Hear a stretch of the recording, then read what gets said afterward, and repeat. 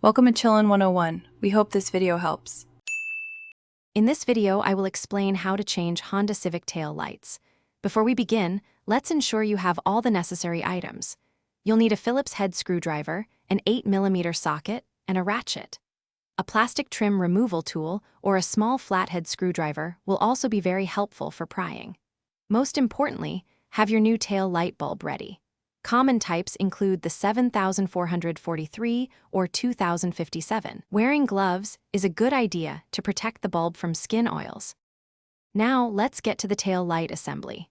First, open your Honda Civic's trunk. You'll need to access the back of the tail light from inside. Gently pull back the carpet lining in the corner closest to the tail light. You might see one or two plastic fasteners or a Phillips head screw holding the lining.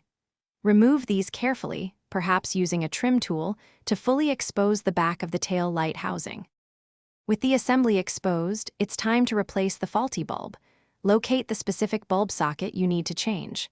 Gently twist the socket counterclockwise, usually about a quarter turn, to unlock it from the housing. Once unlocked, pull the entire socket out. Now, carefully remove the old bulb by pulling it straight out. Take your new bulb, hold it by its base, and firmly push it into the socket until it's seated correctly. You're almost done. Now, carefully guide the bulb socket back into its opening in the tail light assembly. Twist it clockwise until it locks securely into place.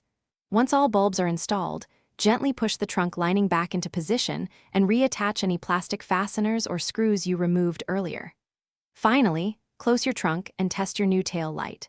Turn on your headlights, press the brake pedal, and check your turn signals to confirm everything is working perfectly. Thanks for watching. Consider subscribing if we helped you.